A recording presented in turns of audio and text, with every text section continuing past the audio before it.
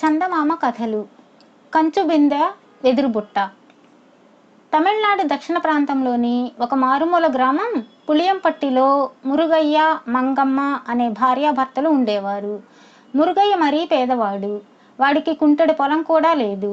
చేయడానికి ఆ పల్లెటూళ్ళలో కూలి పని కూడా కరువైంది. మంగమ్మకు పొయ్యిలో పిల్లి లేవడం దుర్లభమైపోయింది.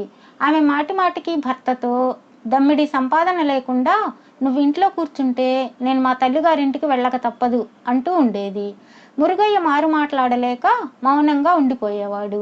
ఒకనాడు తెల్లవారగానే మంగమ్మ రాత్రి మిగిలిన చద్దన్నంలో మజ్జిగ కలిపి నంజుకోవడానికి పచ్చిమిరపకాయ పెట్టి మూట కట్టి భర్త చేతికిచ్చి, ఇంట్లో బియ్యపు గింజ కూడా లేదు, ఈ చద్దన్నం మూటతో పట్నం వెళ్ళి ఏదైనా పని చేసి 4 డబ్బులు సంపాదిస్తే తప్ప తిరిగి రావద్దు నువ్వు అన్నది. మురుగయ్య అన్నం మూటను భుజానికి తగిలించుకొని తన దుస్థితికి విచారిస్తూ పట్నం కేసి బయలుదేరాడు. బారెడు పొద్దెక్కేసరికి ఎండ వేడెక్కింది. మురుగయ్య మరికొంత దూరం నడిచి ఎండవేడికి తట్టుకోలేక దారి పక్కనే ఉన్న పెద్ద చింత చెట్టు నీడలో చతికిల పడ్డాడు. ఇక్కడే కొంతసేపు సేద తీరి చద్దన్నం తిని ఎండ చల్లబడ్డాక బయలుదేరదాం అనుకుంటూ వాడు భుజం మీద చద్దన్నం మూటను నేలబారుగా ఉన్న చింతకొమ్మకు గట్టిగా వేలాడగట్టి చెట్టుబోదకు ఆనుకొని నడుం వాల్చాడు. కొంతసేపటికి అలాగే నిద్రపోయాడు. ఆ చింత చెట్టు మీద ఒక ముసలి రాక్షసుడు ఉంటున్నాడు. చింతకొమ్మకు వేలాడుతున్న మూటను చూసి అంత జాగ్రత్తగా కట్టాడు, అందులో ఏముంటుందబ్బా అనుకుంటూ కిందకు దూకి దానిని విప్పి చూశాడు. చద్దన్నం వాసన గుప్పుమన్నది. ఆహా, అద్భుతమైన వాసన అనుకుంటూ అందులోని పచ్చిమిరపకాయను కసుక్కున కొరికి గుప్పెడన్నం తీసి నోట్లో వేసుకున్నాడు. ఆహా, ఏమి రుచి, ఏమి రుచి అంటూ మజ్జిగన్నం మొత్తం తినేశాడు. అంతా ఖాళీ అయ్యాక అయ్యో పాపం, పేదవాడి అన్నం అంతా తినేశానే, వాడు నిద్ర లేచాక ఏం తింటాడు పాపం, ఆకలితో అలమటించిపోడు అనుకుంటూ రాక్షసుడు అద్భుత శక్తి గల ఒక కంచుబిందెను సృష్టించి ఇది నీకు మేలు చేస్తుంది అని గుర్రు పెట్టి నిద్రపోతున్న మురుగయ్యతో చెప్పి దానిని గుడ్డలో చుట్టి కొమ్మకు వేలాడదీసి మాయమయ్యాడు. కొంతసేపటికి మురుగయ్య నిద్రలేచాడు. ఉత్సాహంతో అన్నం మూటను అందుకుని విప్పి చూశాడు.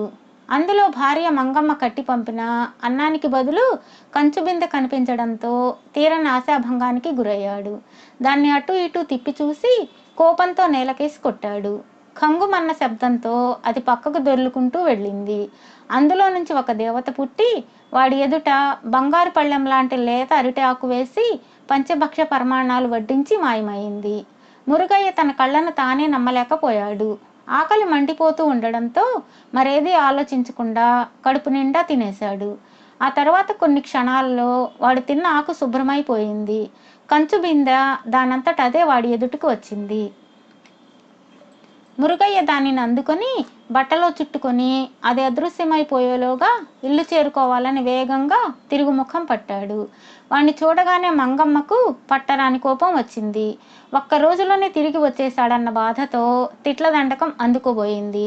అయితే మురుగయ్య నోర్ముయ్ అంటూ వేసిన కేకతో వాడి భార్య తెరిచిన నోరు మూయకుండా ఆశ్చర్యంతో అవాక్కైపోయింది.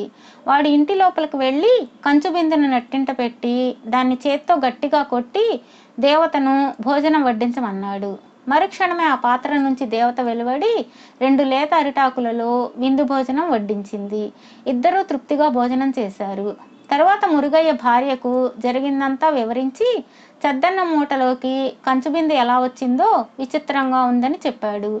ఆఖరికి ఎలా వస్తే ఏం, అది దేవుడు తమపై కరుణించి తమకు ప్రసాదించిన వరం గనుక గ్రామంలోని పేదవాళ్ళందరికీ విందు భోజనం పెట్టాలని ఇరువురు నిర్ణయించారు. ఆహా, రేపటి నుంచి మన గ్రామంలోని పేదవాళ్ళందరికీ విందు భోజనాలే అంటూ పట్టరాని ఆనందంతో మురిసిపోయింది మంగమ్మ.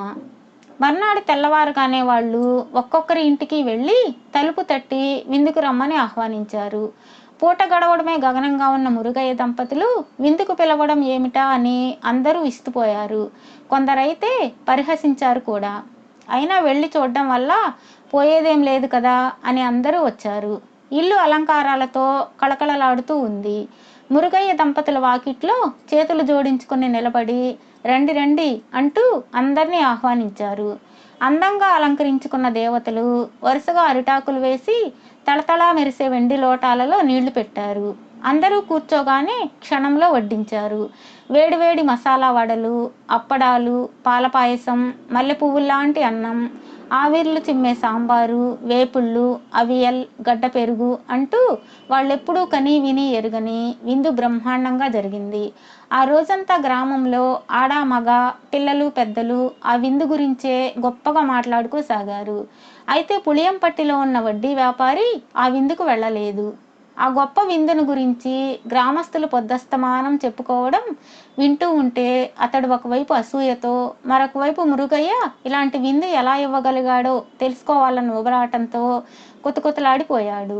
మర్నాడు తెల్లవారుగానే మురుగయ్య ఇంటికి వెళ్ళి వాడి భార్యతో మంచిగా మాట్లాడి విందు భోజన రహస్యం రాబట్టాడు. తను కూడా ఎలాగైనా రాక్షసుడి నుంచి ఒక కంచు బిందెను సాధించాలని తీర్మానించుకున్నాడు. హడావుడిగా ఇంటికి వెళ్ళి భార్యకు సంగతి చెప్పి రుచికరమైన వంటలు చేయించాడు. దానిని ఒక పెద్ద పాత్రలో వేసుకుని కాలినడకనే వెళ్ళి రాక్షసుడున్న చింత చెట్టు కింద కూర్చున్నాడు. చెట్టంతా చుట్టుపక్కల చూపులతో వెతికాడు. రాక్షసుడి జాడ కనిపించనే లేదు. మరికొంతసేపు కూర్చున్నాడు. ఎంతసేపటికి రాక్షసుడు రాలేదు. వడ్డీ వ్యాపారికి ఓర్పు నశించింది. ఇంకా రాలేదు, ఎక్కడికెళ్ళి చచ్చాడు ఈ వెధవ రాక్షసుడు అని మనసులో అనుకుంటున్న వాడిలా గట్టిగా పైకి అనేశాడు. ఆ మాటలు అదే చెట్టు మీద గుబురు కొమ్మల మధ్య కూర్చుని కునికిపాట్లు పడుతున్న ముసలి రాక్షసుడి చెవిలో పడ్డాయి. ఈ పొగరబోతు వ్యాపారికి తగిన గుణపాఠం నేర్పాలని నిర్ణయించాడు. కొంతసేపటికి వ్యాపారి అలాగే నిద్రపోయాడు. రాక్షసుడు చెట్టుపై నుంచి కిందకి దూకి వడ్డీ వ్యాపారి తెచ్చిన అన్నం పాత్రను మాయం చేసి దాని స్థానంలో ఒక వెదురు బుట్టను సృష్టించాడు. కొంతసేపటికి వడ్డీ వ్యాపారి నిద్రలేచి ఆశతో చుట్టుపక్కల కలిగి చూశాడు. ఎదురుగా వెదురు బుట్ట కనిపించడంతో ఒక క్షణం గతుక్కుమన్నాడు. అయినా తాను తెచ్చింది చద్దికూడు కాదు కదా, పచ్చిమిరపకాయ కూడా కాదు, రుచికరమైన వంటకాలు. ఈ వెదురు బుట్ట మురుగయ్య కంచుబిందె కన్నా మహిమ కలదై ఉంటుందన్న ఆశతో దానిని ఎత్తుకొని సంతోషంగా ఇల్లు చేరాడు.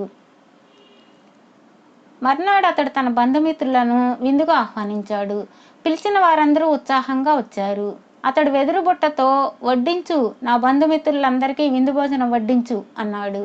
మరుక్షణమే పెద్ద పెద్ద మీసాలతో కండలు తిరిగిన 4 దృఢకాయులు బుట్టలో నుంచి పుట్టుకు వచ్చారు.